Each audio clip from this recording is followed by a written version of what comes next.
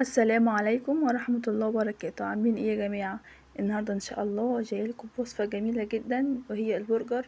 اقتصادية جدا جدا ومش مكلفة خالص. يلا، لو اول مرة تشوفيني ممكن تعملي لايك واشتراك وفعلي الجرس، واكتبي لي بقى كومنت برأيك كده. ان شاء الله ان شاء الله الوصفة تعجبكم، واعملوا شير لاصحابكم على الفيس وعلى الواتس، عشان كمان هما يشوفوا كمان الوصفة وتعجبهم. واقتصادية جدا وهتعجب الكل بإذن الله. اول حاجه يا جماعه، جبت صدر من الفرخه وفرمته في الكبه كويس. تعالوا بقى اقول لكم على التوابل. ملح، وكمان مكعبين من المرقه، وتوم باودر وبصل باودر وبابريكا وكمون وفلفل اسمر وتوابل فراخ. نص معلقه من كل حاجه، وكمان بتخلي بالك من الملح عشان في مرقه كمان. بعد ما بتقلبوهم كويس بتشوف ان هي محتاجه ملح او مش محتاجه ملح، بتظبطيها يعني حسب الرغبه. وكمان يا جماعة 3 حبات من البطاطس سلقتهم وهرستهم. تمام. هبدأ اجيب مكعب المرقة اهرسه كويس كده، افركه بايدي واحطه على البطاطس.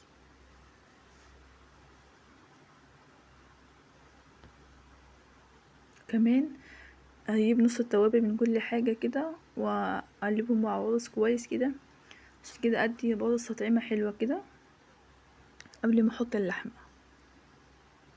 تعالي بقى نحط صدر الفراخ ده على البطاطس والتوابل الباقية. تمام يا جماعة. حط اللايك يا جماعة.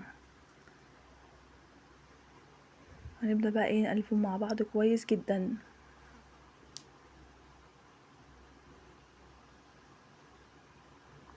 وصفة اقتصادية، كمان يعني ايه اقتصادية جدا، يعني مش مكلفة خالص.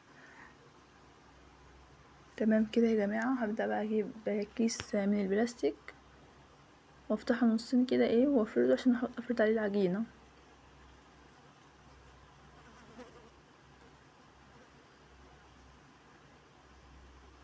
تمام زي ما انتوا شايفين كده.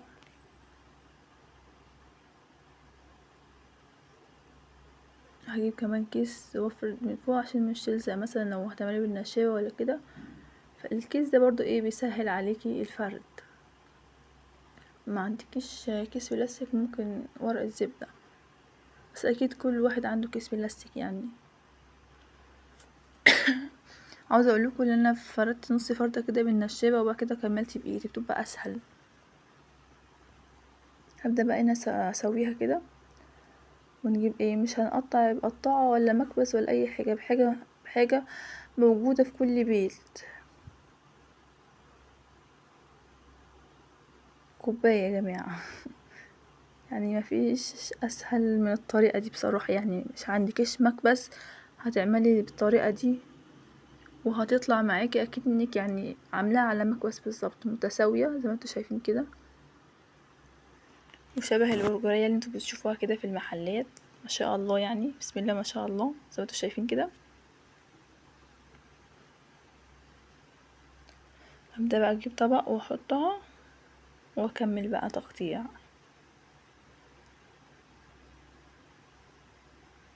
اعملوا شير يا بنات لاصحابكم عشان يشوفوا هما كمان الفيديو، والمشاهدات كده تبقى ايه كتير وقناة تكبر بيكم.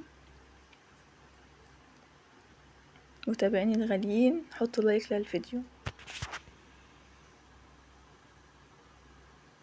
وشكرا لكل اللي بيدعمني، كل اللي بيكتب لي كومنت حلو، وشكرا لكل اللي بيعمل لي لايك، وشكرا لكل متابعيني اللي عملوا لي اشتراك في القناة. ان شاء الله اكون عندي حسن ظن ان شاء الله اكون عندي حسن ظنكم. تمام يا بنات، واعملكم كل اللي بتحبوه، وصفات اللي بتحبوها كمان. عاوزين وصفة اجربها معاكم ممكن تكتبولي في الكومنتات ونعملها ان شاء الله مع بعض. تمام كده زي ما انتوا شايفين. بعد ما بتقطعي يا جماعة الكمية دي بتحطها في الفريزر اقل حاجة ربع ساعة عشان تقدر تمسك كده وايه مش تتهري معاكي وانتي بتقليها. تمام. فردت بقى وقطعت زي ما انتوا شايفين كده في الصينيه اللي عندي دي، وكمان قبل ما احط على الصينيه حطيت كيس علشان برضو ما تلزقش. وهكمل تقطيع، والبواقي اللي بتباقي دي بلمها وايه وبعملها تاني بعد ما بخلص لما بقولتلكوا بحطها في الفريزر. تمام.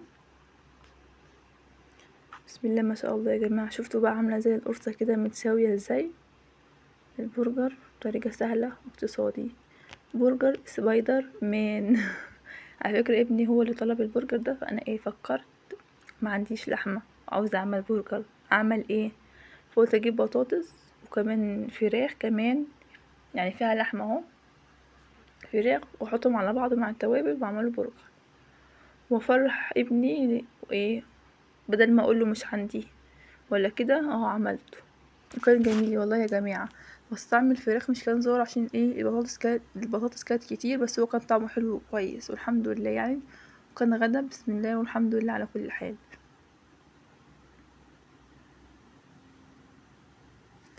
عاوزه اقول لكم يا جماعه، الطاسه بتسخنوها كويس جدا قبل ما تحطوا البرجر، الطاسه ما تكونش مش تكوني بتلزق، تحطي الزيت وتسخنيها كويس ومش تقلبي الا لما يتحمر من تحت كويس كده عشان مش يتهري منك. لو قلبتي اول ما حطيتي البرجر هيتهري منك، وتقلبي بالراحه. ده كان عندي جبنه موتزاريلا عفوا، واتحط الجبنه اللي كانت عندي وغلطتها كده علشان تسيح. انتوا شايفين كده بتجيبوا حاجه زي الحمرة دي كده متساويه وتطلعوا منها، طلعوا بيها كده عشان مش يتهري منكم.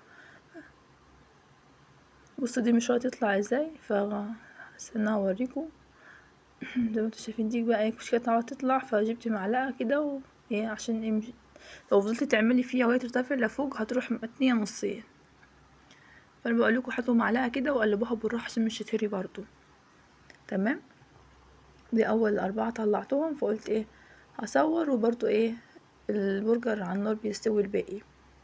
كان عندي طماطم وخيار وفلفل وزيتون مخلي، زيتون مخلل طبعا. اي حاجة عندك بقى تعمليها متوفر عندك، لو عندك خس تمام. طبعا يا بنات هجيب كاتشب ومايونيز، احط كده شوية تحت، واحط بقى طماطم وخيار. دي القطعة بسم الله ما شاء الله يا بنات اهي متحمرة، كانت حلوة.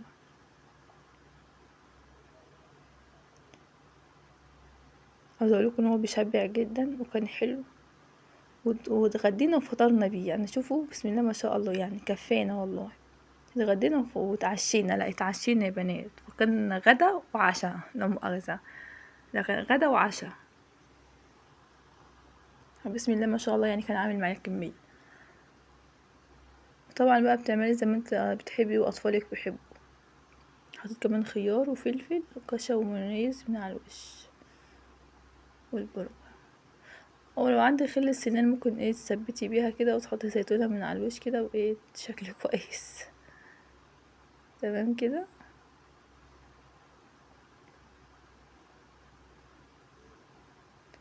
طلعت بقى اللي كان على النار تمام.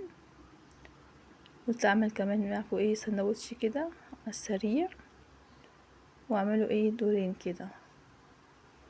حطيت طماطم وفلفل، وهجيب البرجر. شفتوا يا بنات شكله يعني يفتح النفس يعني. او حطيت جبنه موتزاريلا بدل الشيدر، لو عندك شيدر بتحطي شيدر، ما عندكيش بتحطي الجبنه اللي هي الموتزاريلا دي او جبنه رومي المتوفره عندك يعني. كان عندي موتزاريلا حطيت منها. تمام. عاوزه اقول لكم النور قطع وانا بصور، فجبت الكشاف وكملت عادي. يا رب يكون الفيديو عجبكم يا بنات. دي اخر سندوتش عملته. شكرا على اللي لسه وصل معايا لعندي هنا، شكرا شكرا شكرا على المشاهدة. تمام كده يا بنات بسم الله ما شاء الله يعني.